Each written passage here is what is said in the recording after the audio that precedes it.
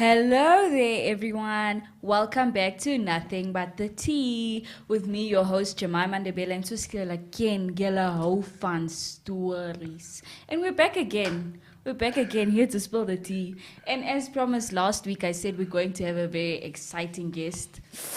And I was right. I was right because to my right, you see what I did there? To my right, we have the brilliant entrepreneurial, but also just like a cool guy, like a genuine Mr. Cool guy, Luis Munana. Hello. I like your title, by the way, Jello Fun Stories. Yeah, people like stories. I'm still there, so my mind is still there on that part. I know people like that's our slogan, man. Fanjala Fun Stories. Jello Fun Stories. That's the reason why they watch. She was like, "What's the tea?" Yeah. And we're like, "We have nothing but the tea." Exactly. Every That's the whole point. time. I think I must start putting a kettle there. Ne? Yeah, and then we So sit, yeah, you know. yeah, before we start. You're giving me ideas. Louis. Yeah. Thank you for coming through. Thanks for having me. So, as you guys have seen by the poster that went up earlier today, the conversation for today is knowing when to leave spaces. And Lou and I were talking earlier, and we're just like, talking about how we're in the age where people are like so obsessed with like growth and stuff like that, and just self-development, and no, I gotta do this for me, and breakups being a reason of it's not you, it's me. It's me. I gotta do me. It's I the gotta do time. me. I Yeah. gotta do this for me, baby. Yeah. Now, I think a fundamental part of doing something for yourself or even just growing is really knowing when to leave spaces. True. And I think spaces include, I think we should really like set the boundaries for what that means. Like I think spaces is not just limited to like a physical like place. Like, no, I gotta do this for me, and then you move to Rondo. It's I see what you did there. Anyways. it's really like also places, like not places but people, Exactly. because people are a space. Like right now you are in my space and I am in your space, so if I know when to leave this space, it's also knowing when to leave this relationship and stuff. So I really want to start off with like you telling me, when do you know? Because I mean you've experienced life. From your life story is it's worth a book. It's a tale to tell. Yeah. So how did you know as an individual when to leave a certain space? I'm gonna break it down in segments. I'm gonna compartmentalize it. Please I do. will start with family. As much as we were conditioned to believe family is you have to ride or die, regardless of what they do or regardless of how you are treated, you have to be there. Yeah. That to me is something that I had to go through to learn that I don't have to be there all the time. I need to, at some point I need to choose me, because Pinterest code, you cannot pour from an empty cup. No, you really. have to be full yourself. Exactly. Yeah, so I'm gonna give a very practical example. We had a family member who we felt needed us or needed me per se, because everybody went through this family member, like siblings, cousins, and aunts, and It's all like, of that. is it the family leech? Because we all have that one. We can call it that, but then at some point, I too became. We all have our turn to become Yeah. the family leech, but then this one was very consistent. It stuck. You know what I'm saying? So I felt the need to be Mr. Nice Guy, in a sense that And I play will superhero. and say that I'm gonna be the one to save you, Pull you out of this rut. Exactly. But didn't you ever wonder So- at some point, like, why is it that everybody has failed? Maybe That's they are not the. Maybe I felt he's I was the problem. special. I honestly The felt chosen one. Yeah, because I'm like, dude, I'm an empath. I'm on earth to help people, to uplift human beings, and to uplift the human experience and all of that. So I felt like this is my calling or my duty and so forth. But anyway, long story short, I found myself in a space where I can't anymore, because you are taking and not giving and not appreciating. So at what point is it enough, you know? And I think that's Yeah. like the worst. Yeah. At least appreciate, bruh. Yes. Like, I know you're taking, but at least say thank you. At least be Exactly. grateful. And now they're just people who just, yo, Yeah. man, improve. Yeah, If but you- now yo. I had to leave basically because it's a thing of what if something happens to this person? And because I wasn't there to help, I wasn't there to assist because I can. I'm not helping because I can't. I have means, I have resources, I have everything in my power to help you. And I'm offering that to you, and you are taking and not using it to the best of your ability. You're not getting out of your dark hole, you know? So the moment I step back, it's like you start to suffer all over again. So Yeah. you sort of feel responsible. But anyways, I left, you know, because I learned that Yeah. I will keep draining myself because now I've inherited problems. I've inherited your issues. I've inherited your pettiness emotional and baggage. and all of that. So I was like, you know what? I can't do this anymore. Let I'm me do me. dipping. Yeah. I'm doing me, and I'm not gonna feel guilty about it. Now that's the family aspect. Work-wise, career-wise, after Big Brother, for example, I had a terrible experience. I don't deny this because I had a terrible experience to a point where I wanted to leave that house because I had had enough. You know, there was just so much toxicity. Is that even a word?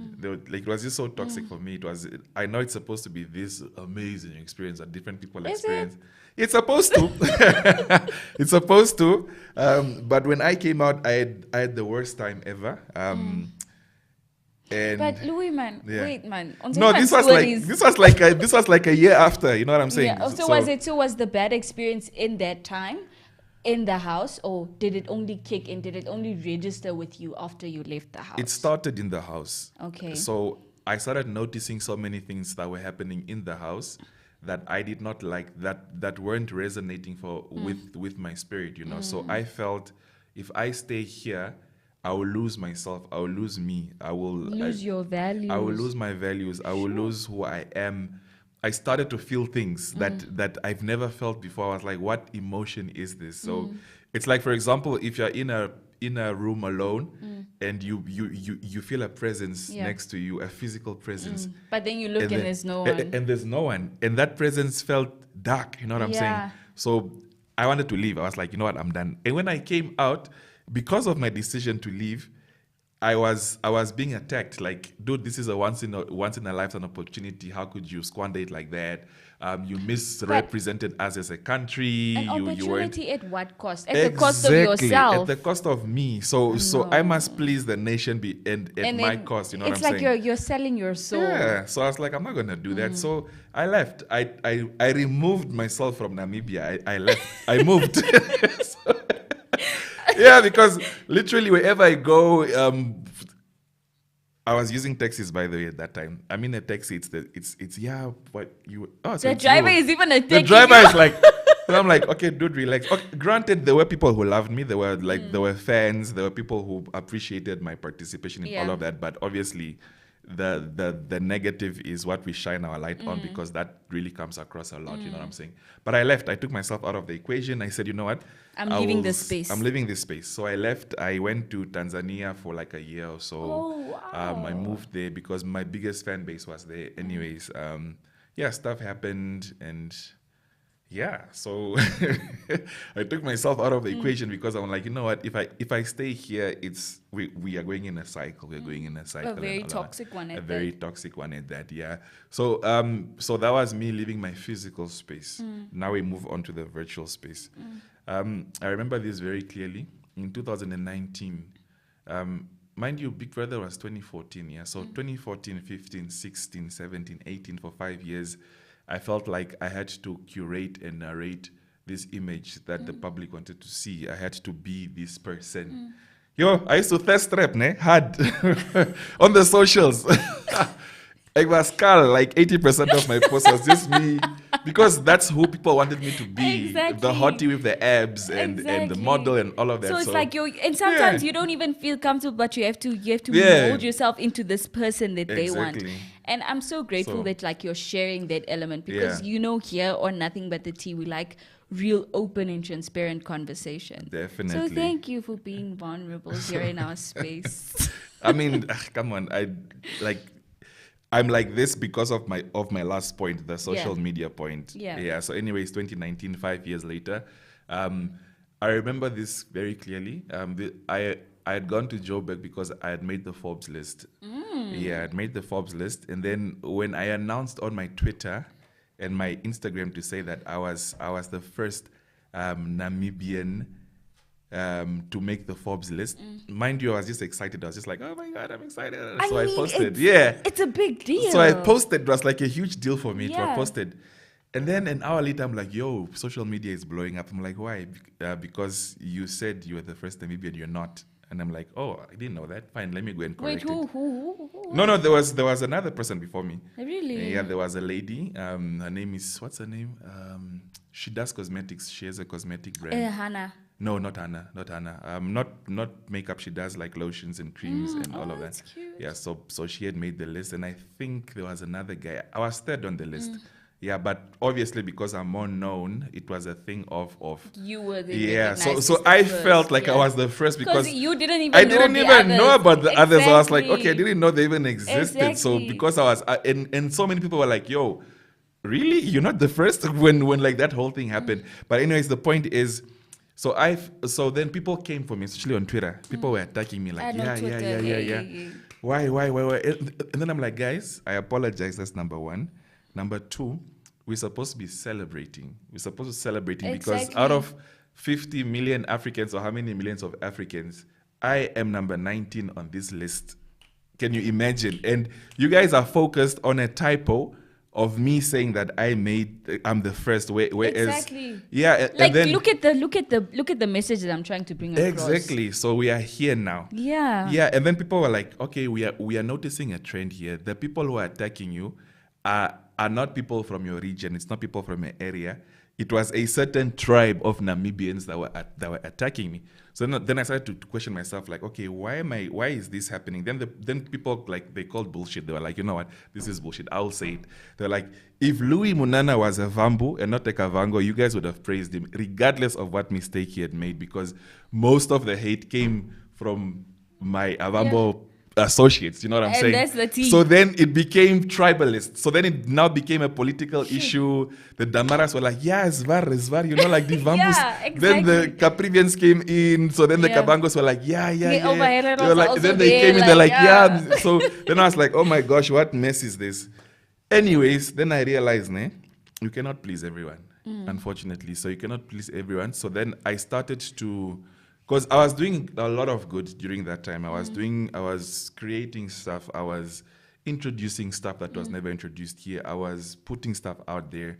And despite all of that, just because of this situation, it was sort of overshadowed, you know?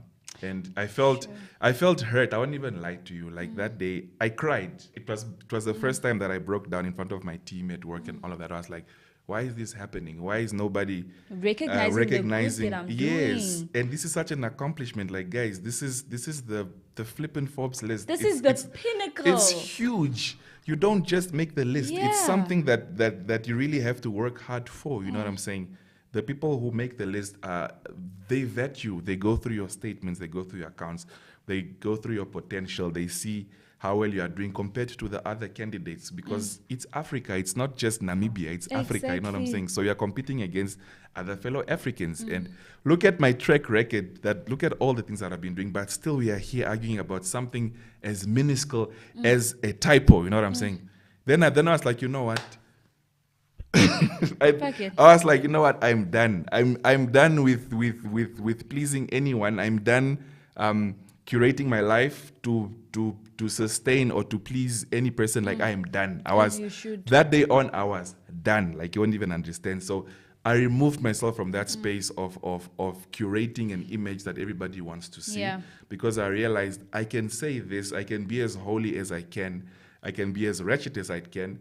People will still have their negative opinions, they'll have their positive opinions, so I'm just going to do me. You know, that quote is actually true. Whether you do good or bad, people are going to talk.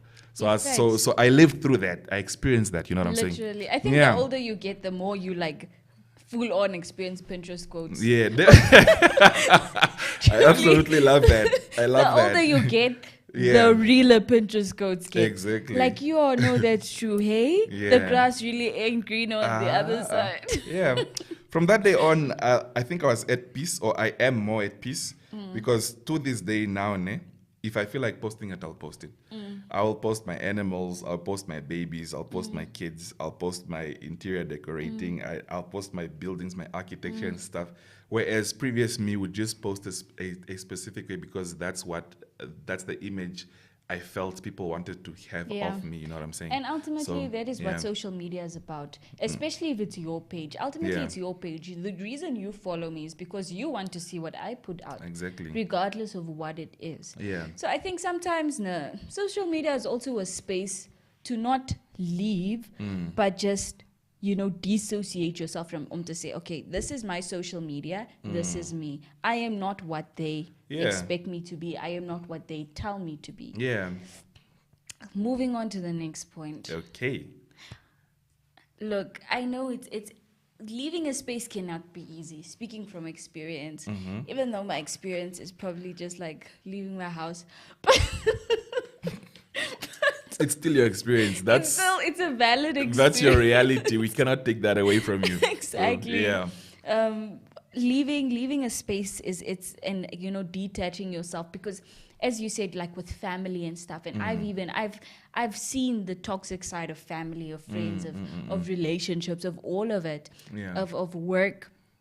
It's crazy. It really is. But sometimes, we as human beings, we tend to attach ourselves to people, to places, to spaces. And it's like, but how do I go? I mean, this is all I've known. Exactly. And it's a painful thing. And people are just like, no, but you can do this. Pinterest quote, do what's good for you. Put yourself first. It's not easy when I don't know, when I know nothing other than putting myself at first or like fifth or like sixth place in my own life. So then, like, how does one deal, in your experience, with the pain of detaching yourself from people, spaces, and all of that? I found comfort in my work, basically, because I throw myself in my work. That has become a safe space for me, because you cannot rely on everyone. So that is number one. You can't count. Like, nobody can save you. Only you can save you. Because you don't, just like you rightfully said, if you leave, you don't know what's on the other side. Exactly. You have no idea what you're going to experience, because whether people it will say, be better, whether it will be worse. The devil, people want you to stay with the devil, instead of going to the devil. You don't. Exactly. So it's valid. It's a valid question. Like, and how it's do a valid fear. It's very, very, it's extremely valid. We cannot invalidate that. Yeah. But for me, I found comfort in being comfortable with who I am, being comfortable with me, and finding comfort in my work, personally. So basically, find a vice. Not alcohol, not drugs, please. Find another vice. Find something that you can throw yourself into that can immerse you completely without you having to rely on another human being. And I think it's also important to find something that will also improve you in the process, or your brand ultimately. Exactly. Yes. So that's why I choose work. If I'm pouring myself into the gym, then the results. You're going to see my hot girl summer. And then you must wear your things shamelessly. Because you were in the gym sweating for it, so wear your things. Exactly. So if I'm pouring myself into my work, then I'm gonna flaunt my bag. Of course. Because hello, I've put in the work. What do you want me to do? I'm not gonna hide this. Exactly. So, I'm gonna eat sushi every day. Because I'm gonna buy myself flowers because it's a Tuesday. Because I earned it also. So hello. Come on. It's really that thing also. But you said something that's very interesting. The thing of it's because you're comfortable and confident in who you are. Yeah. And I think that is also something that makes leaving spaces difficult. Like, how do you navigate? Ooh. And this is just me advising Yeah. But how does one really, because as a human being, you're ever changing, you're ever evolving. How are you certain in certain parts of yourself? Like how if you're ever changing, if one day you like this and the next you don't? But that's the thing. Like I told you, for the longest time, before 2019, in 2019, I was 27 years old. 27 years old, turning 28. Ne? Yeah, I was 27 years old, turning 20. Yeah. So imagine at 27, that's when I had my realization. That's when I fully started to understand who I am, what I'm here to do, what my mission is at 27. Yeah. So before is that 27 and below, I was just there. I was in limbo. I was like, okay, I'm going to do this, I'm going to do that because it feels right and something is guiding me towards doing this. But I wasn't comfortable enough to say that this is who Luis Munana is, you know. Only at 27, that realization came, that epiphany came to say that, dude, this is who you are. This is what you're meant to do. You know what I'm saying? It's so the fact that you're mimicking Big Brother. Okay. So basically, your life journey will take you there. You shouldn't be in a hurry to self-discover because, like you said, it's a process. You are ever changing. You're ever evolving. Yes, I know who I am. I've been knowing who I am for the past 3-4 years, but I'm still evolving. I'm adding on to what I know I am to become what I know I can be. You know what I'm saying? Oh, so that's where I am. Can I note that quickly? I don't even know what I said. Wow. I just said it. I don't know. I know that's profound. Yeah, so don't be in a hurry to discover yourself. Just go with the flow and do what feels right. I don't know, how is your gut? Like, do you trust your gut, your instinct? I think I'm very in touch with my intuition. Perfect. So if something tells me that, hey, look, this is off, but Yes. I think that also ties into like the more in touch I become with my spiritual self. Oof. Spit, my sister, spit. I was about to say that. Like, it all boils down to your spirituality. It comes down to that. Like, Yes. the more in touch, the deeper I go on my spiritual journey, the more I Yes. discover that, hey, look, that taxi is a red flag. Yes. Don't get into I love that one. I love that. So Yeah. it's really just also, it's understanding the parts of yourself that aren't physical. Exactly. Thank you. Because ultimately, and I've seen that in my own experience, ultimately that is what keeps you poised and collected in situations where Yeah. it feels like the world is crashing Exactly. down right in front of you. It's really connecting to that part of yourself that you can't see.